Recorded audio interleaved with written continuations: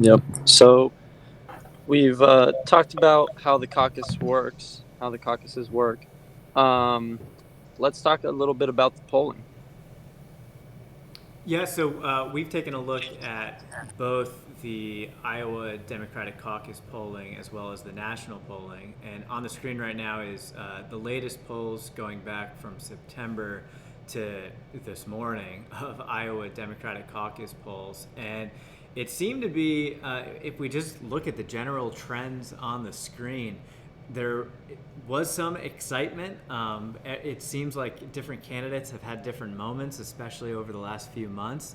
And then if we look at just the from mid-January to now, it looks like it's been a bit of a crazy campaign out there. I think the big storyline right now has been that Bernie Sanders is, I think, the person to watch. I think he is going into the race with a fairly high expectation, and it's been interesting to see though, even in the latest polls, we've had a number of results that are going back and forth. I know there was the Monmouth poll that had Biden ahead, although it looks like the trend has been in Sanders' favor as of late.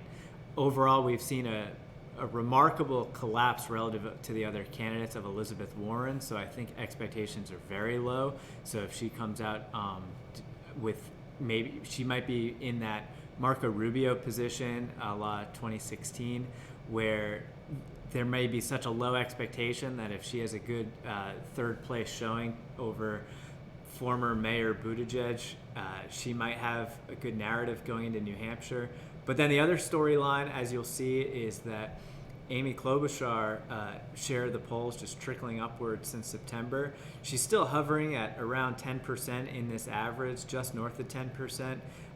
But again, there has been a pretty low expectation of her campaign, and so we'll kind of see. The polls haven't been necessarily predictive in past years. I believe the Real Clear Politics average going into 2016 had Trump leading. It also vastly underestimated Bernie Sanders' expected share. Now that's just the share of the state delegate equivalents, and so we'll kind of see how that plays out. But if anybody else wants to hop in, what kind of storylines do you think are the most surprising out of the Democratic caucus polling out of Iowa? That the polls have not picked up that Andrew Yang is going to win. Remember when we were talking about viability before, Scott? Oh yeah. So I think on some of the live streams in November and December, I mentioned the sort of flavor of the month dynamic, and I think at the time I had said, Mayor Pete, yeah, he's having a good month of polling. Let's see who the flavor of the month is in January, and it looks like it's Bernie. And so Bernie goes into Iowa with the momentum.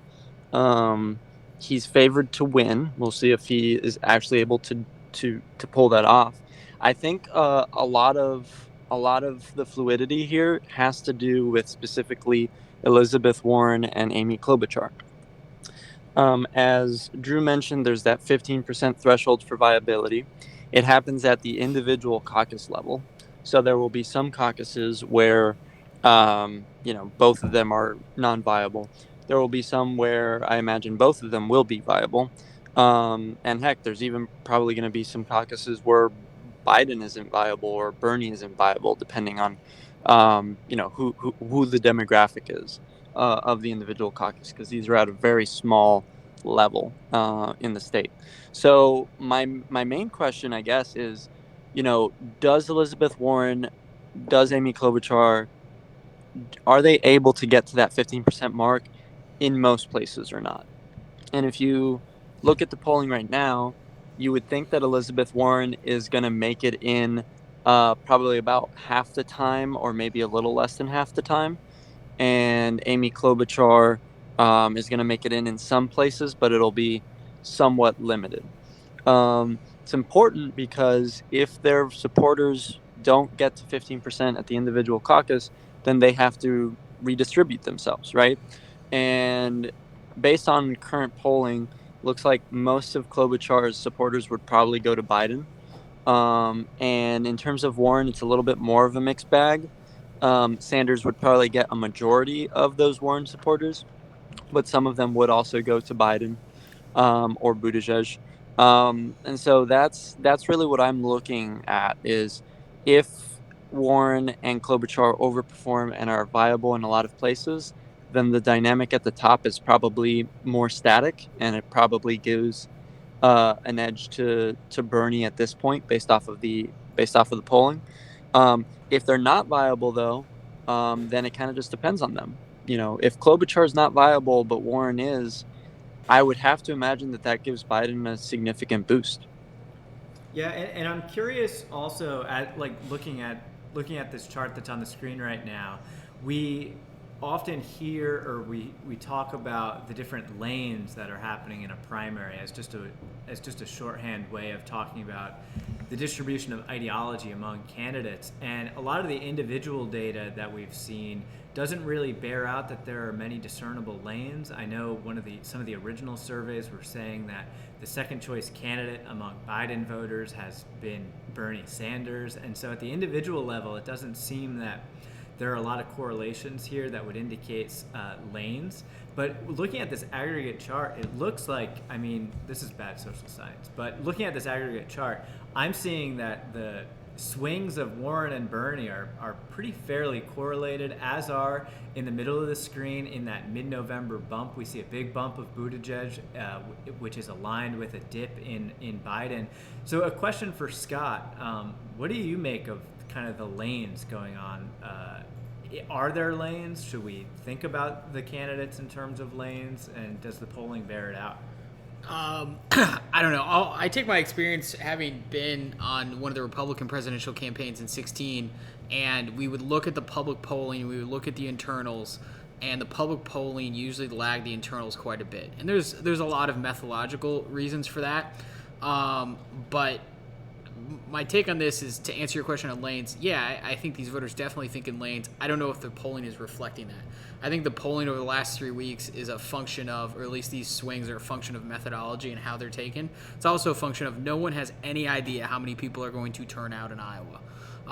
Everyone talks about Seltzer being the gold standard, and she is very good in Iowa, but she did not pick the winner in Iowa in 2016, I don't believe. Right, so, I think trying to look at these polls and extrapolate what's going to happen on Monday, especially for Bernie and Elizabeth, is going to be difficult. What do we say when we look at polls? Don't look at any single one. Look at trends. And the funny thing is you look at Sanders, his trend's up and down, and it's basically the inverse of Biden. And if you're looking at any solid trend, the only solid trend on here is the green line, Klobuchar, right? Everything else is kind of all over the place. She's got the only upward trend. She might have the only upward trend, and she might get third.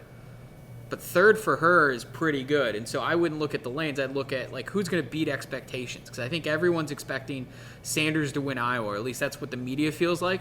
So if Warren comes in and wins Iowa, oh, man, that's a huge propel. If Klobuchar comes in second to Bernie Sanders and Warren's third, that's a huge upswing for Klobuchar and a huge downswing for Warren. So, I don't think these guys are thinking lanes as much as, and I don't think these polls are reflecting the lanes. It's just setting expectations, and someone's expectations are going to be beat and someone's expectations are going to be lost. Yeah, and with our last 90 seconds, we could hop into the national polls just to see how these map on.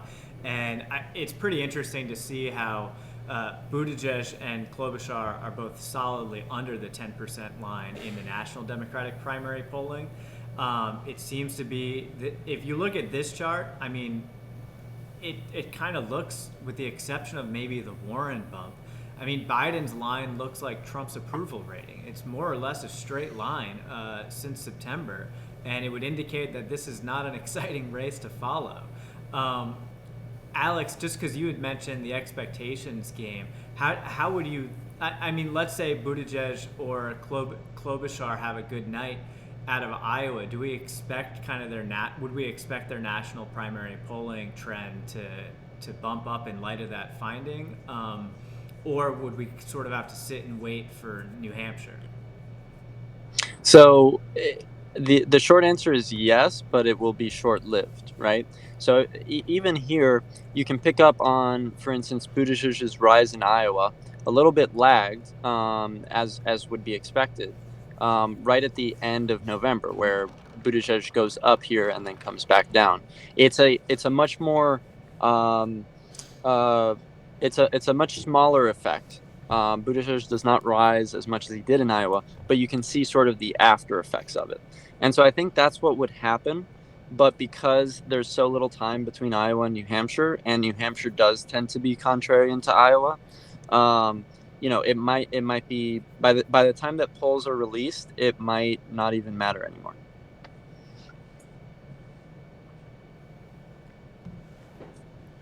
Any big takeaways before we go into forecasting? Probably not. I mean, look, there's going to be a crap ton of polls released in the next 48 hours, and then we're going to have all day Monday to do it. But having been on enough of these campaigns, at this point, there's not a whole lot you can do. Actually, maybe the Iowa caucus, you could probably do quite a bit this weekend because it's in person. But, like, at this point, there's no poll. There's no poll that's going to give us anything that is going to make us more certain about Monday night at this point, is my takeaway. I mean, we'll look at the data because that's what we're nerdy about, but I'm not. It's not like if Seltzer comes out with something on Monday and surprises everyone and has Biden 10 points ahead, we're not going to sit here and be like, oh, that's the answer. I think our opinion's going to be the same as it is today. So just sit and watch.